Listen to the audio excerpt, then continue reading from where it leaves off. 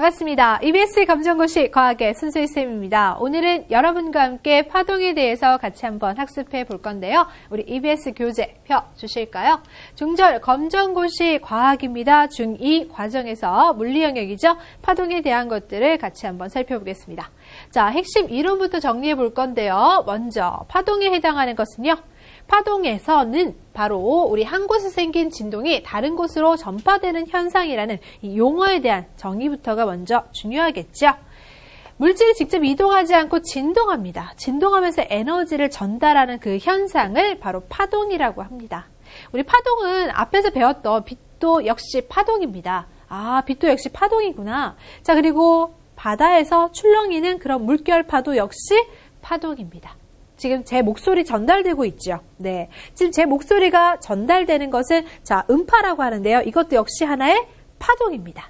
아, 정리하실 수 있겠습니까? 자, 그럼 이러한 파동을요, 우리 크게 종파하고 횡파로 나눠서 공부하실 수 있거든요.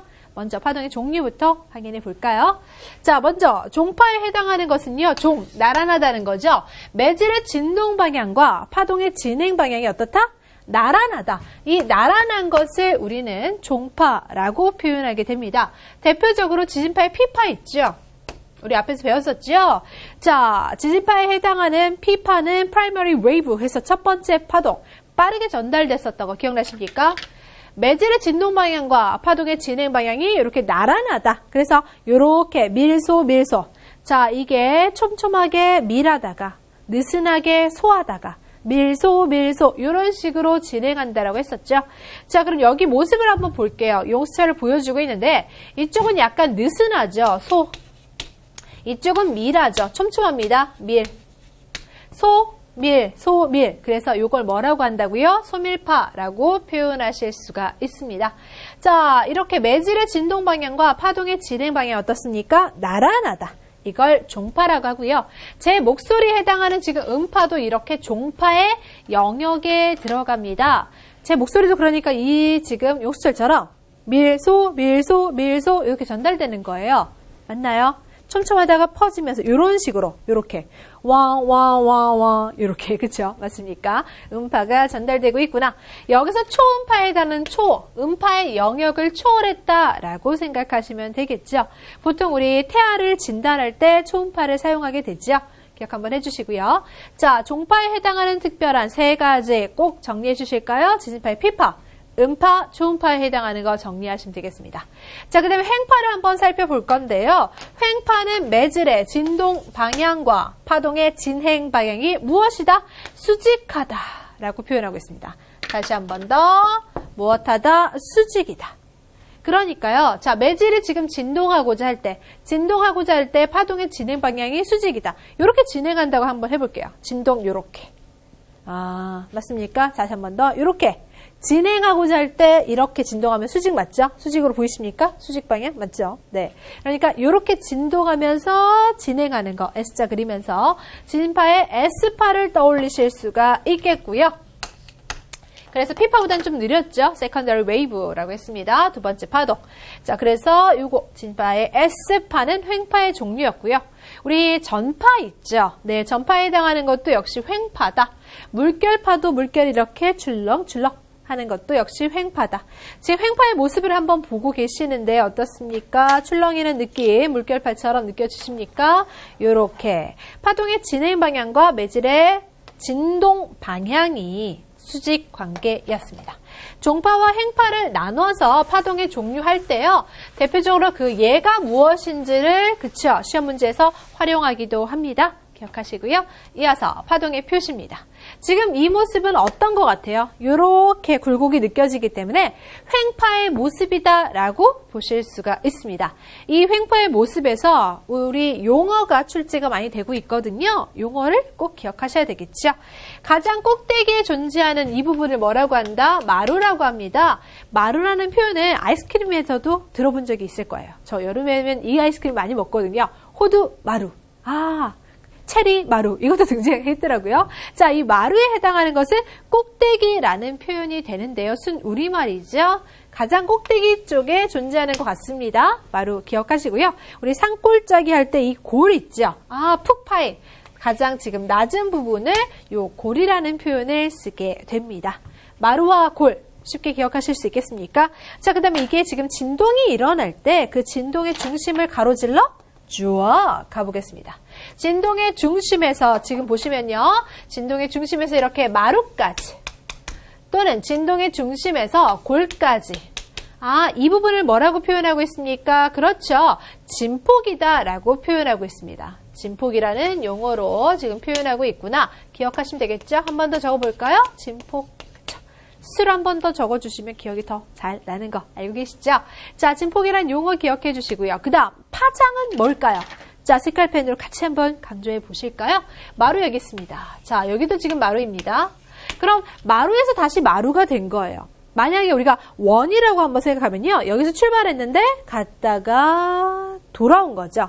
자, 그네라고 한번 생각해 볼까요? 그네. 여기서 출발해서 갔다가 돌아옵니다. 한 번 진동하고 돌아온 거예요. 원운동에서는 한 번 진동하고 돌아온 거예요.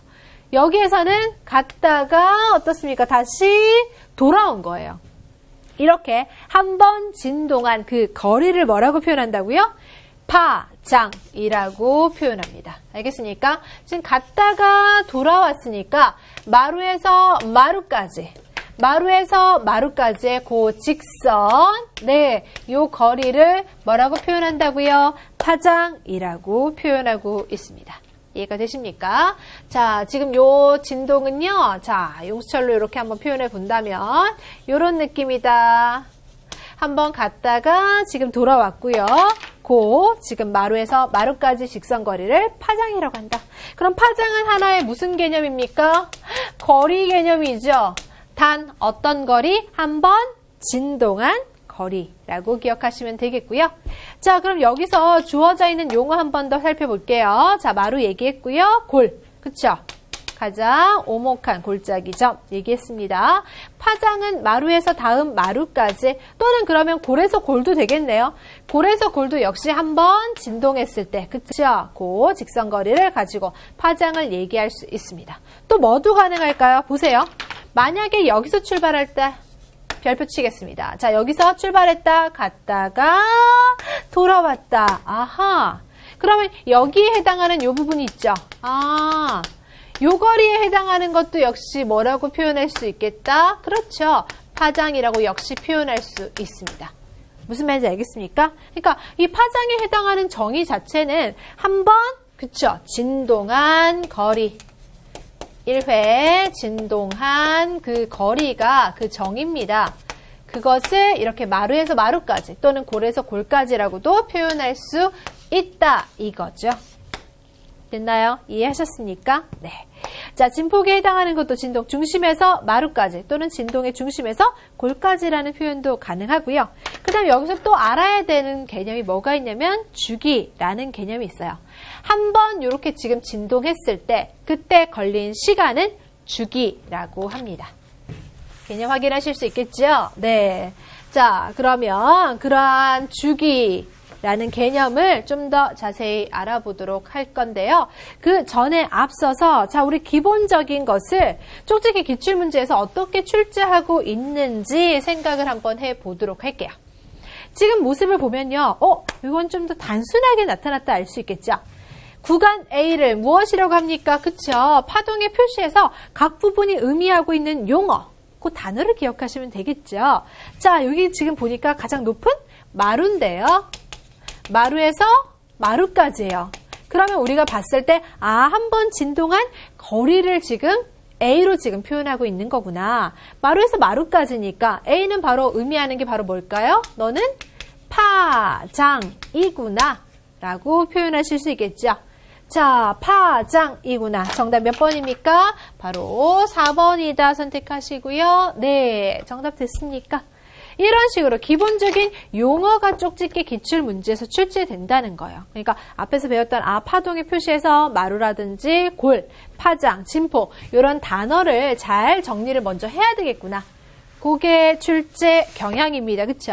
요거 먼저 파악하시고요. 자, 그 다음 여기에서 약간 난이도를 살짝 올려본다면 주기와 진동수에 대한 개념을 얘기할 수 있는데요. 앞에 그림에서 1회 진동하는데 걸린 거리는 파장이었고요. 걸린 시간은 주기가 됩니다. 주기의 단위는 보통 초 단위로 주어지게 됩니다. 한번 정리해 볼게요. 자, 한번 진동하는데 걸린 시간 개념은 주기구나. 그쵸? 그럼 그네를 타고 갔다가 돌아올 때 그만큼 걸린 시간은 주기입니다.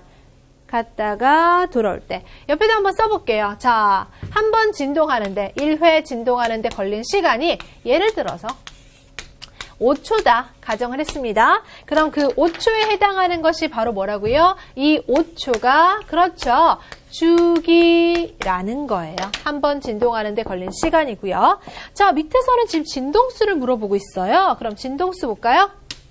단위가 헤르츠 단위. 네, 헤르츠 단위로 쓰는데요. 매질이 어느 초 동안 1초 동안에 진동한 횟수라고 하고 있어요. 어머나, 그러면 이거는요. 자, 같은 예를 가지고 1초 동안에 이러면 얼마나 진동할 수 있을까요? 이 횟수가 어떻게 될까요? 한 번 진동할 때 5초 걸렸잖아요. 그러면 5분의 1이죠. 5분의 1회 진동하겠구나 라는 것을 알 수가 있겠죠. 그러면 이 5분의 1회라는 것은 바로 뭐가 되는 겁니까? 아, 진동수가 되는 거구나. 이렇게 한번 구해보니까 여러분 어떻게 되나요? 주기의 요 숫자하고요. 진동수의 요 숫자가 서로 역수관계라는 것을 알 수 있었습니다. 그쵸? 역수관계. 됐습니까? 네, 숫자가요. 숫자가 역수관계였고요. 단위는, 주기는 단위가 시간 단위, 초 단위로 써주시면 되겠고, 진동수는 요 횟수를 헤르츠 단위로 표현한다는 거. 정리하시면 되겠죠? 요렇게 개념이 나왔어요. 네. 자, 요걸 약간만 더, 그쵸? 업그레이드 시켜보면, 파동의 속력을 또 계산하실 수 있는데요. 아까 이렇게 진행하는 파동의 속력이요.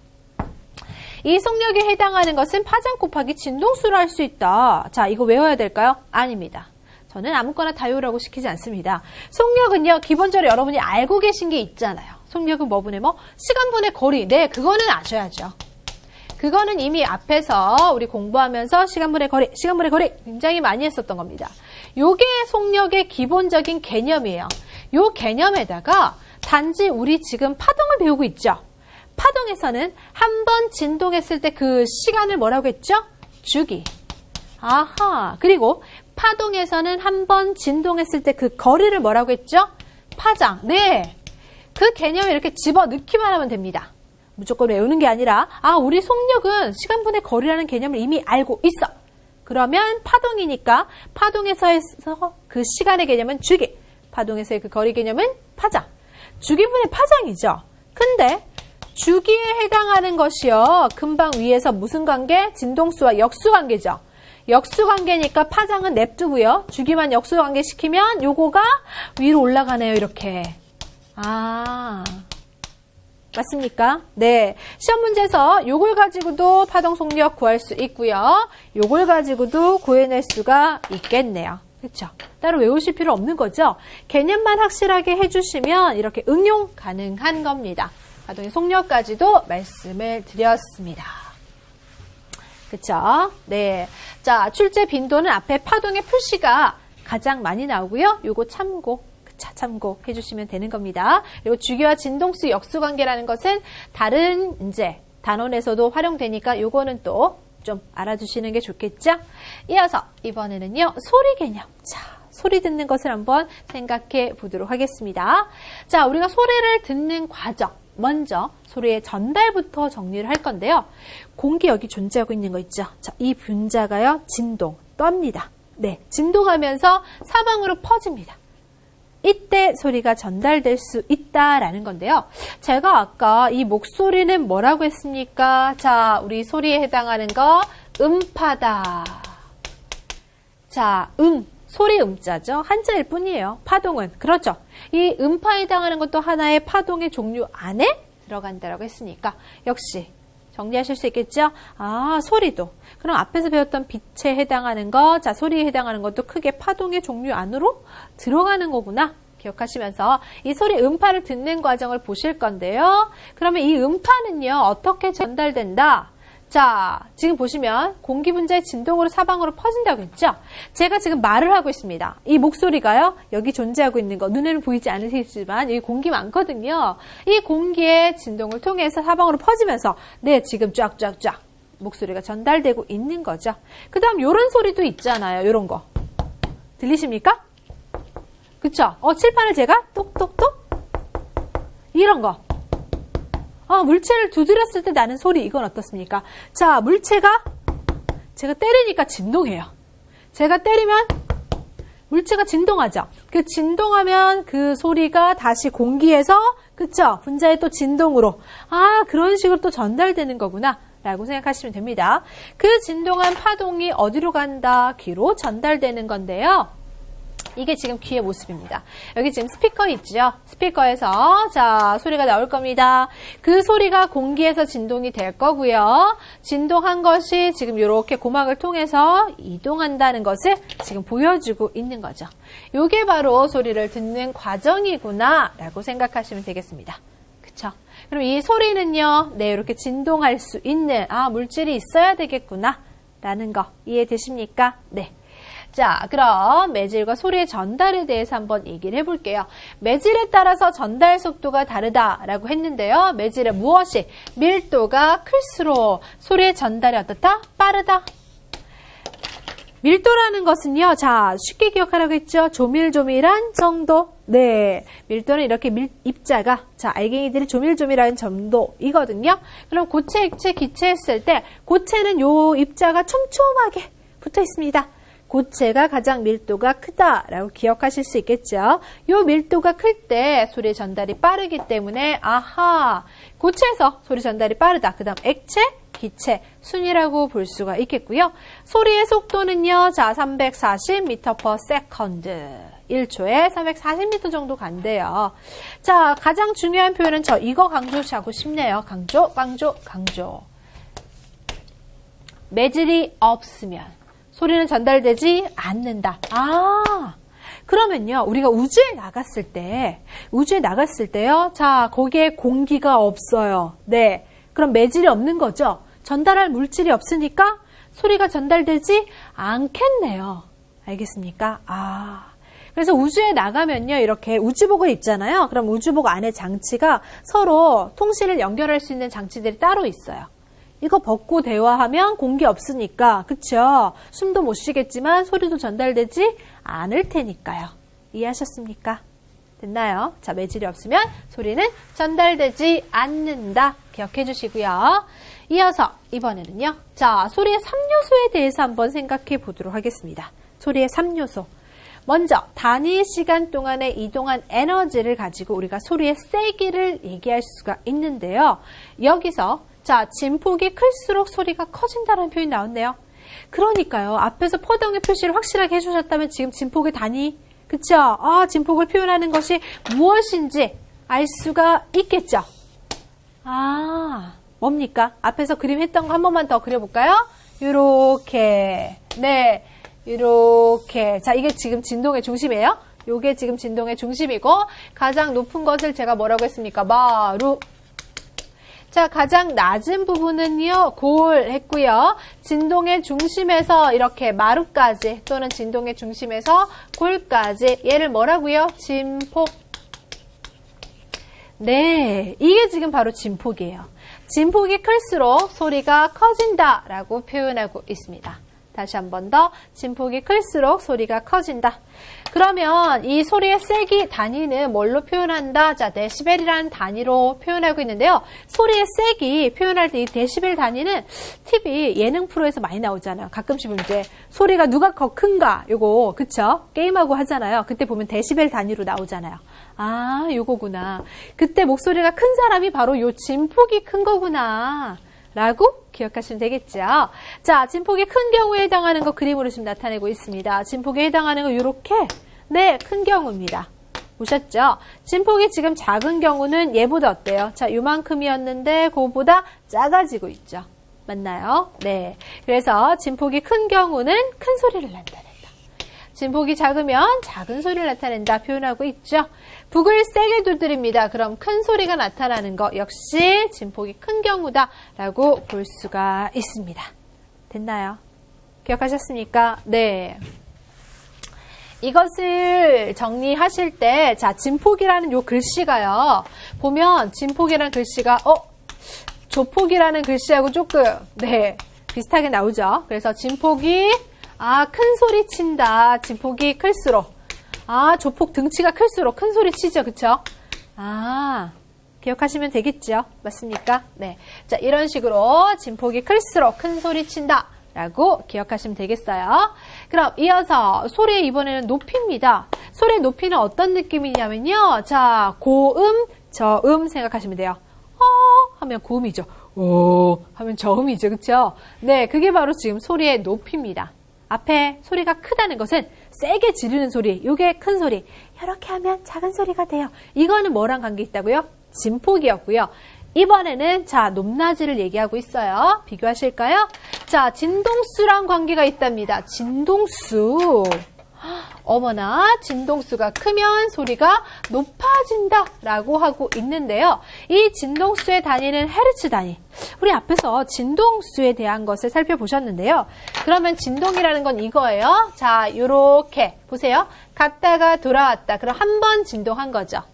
1회 진동한 겁니다. 자, 또 갔다가 돌아왔어요. 그러면 2번 진동했죠? 또 갔다가 돌아왔습니다. 그럼 3번 진동한 거죠? 맞습니까? 지금 이게 진동수구나. 그래서 1번 진동, 2번 진동, 3번 진동. 됐나요? 요 진동수인데요. 이 진동수가 클수록 소리가 높아진대요. 단위, 자, 우리 헤르츠로 표현한다는 거 기억하시고요. 사람이 들을 수 있는 그 진동수의 영역은요, 20에서 2만 헤르츠입니다.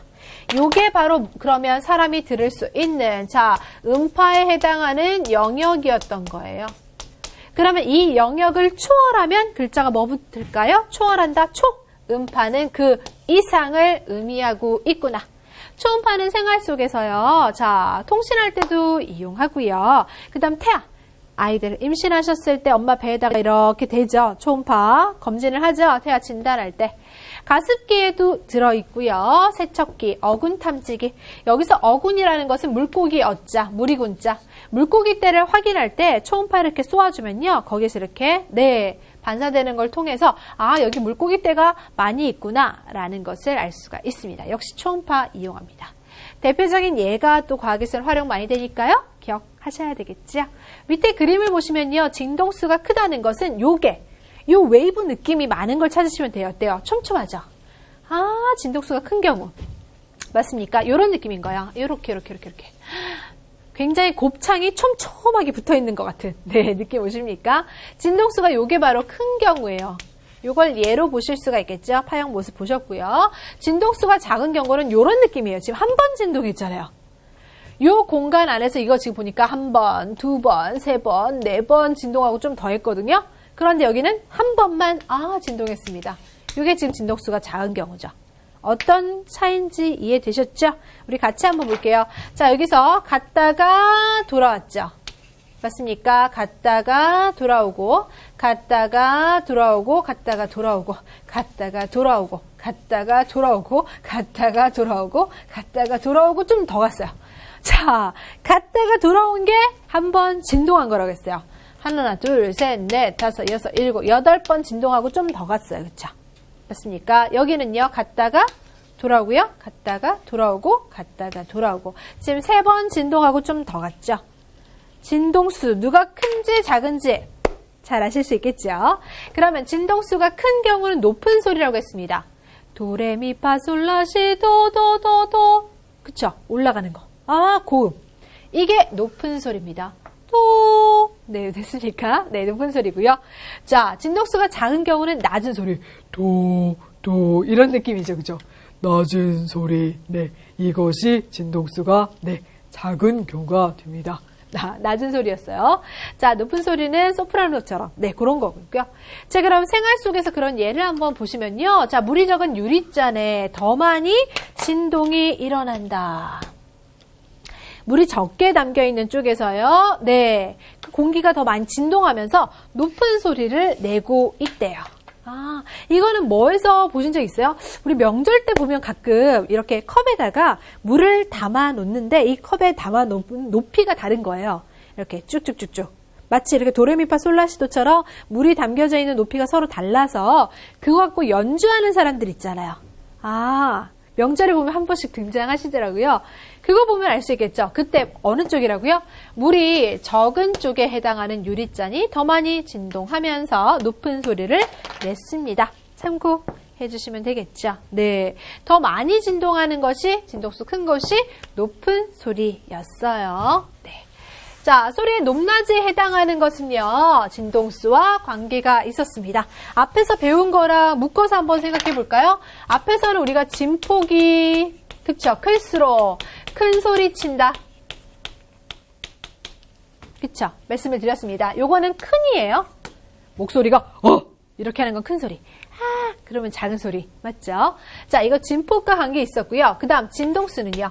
진동수에 해당하는 것은 어떻습니까? 크면 뭐라고요? 소리가 높아진다. 제가 고음이라고 할게요. 막 이런 거 있죠, 그쵸? 나 고음에 해당하는 거. 자, 떠올리실 수 있겠죠? 이게 바로 고음이다. 정리하실 수 있겠습니까? 자, 진동수가 많은 것은 고음이다. 진폭이 큰 것은 큰 소리다. 라고 기억하시면 되겠네요. 자, 요 개념 기억하실 때 쉽게 기억하시라고 아까 제가 조폭이란 단어는 좀 비슷하다고 했죠.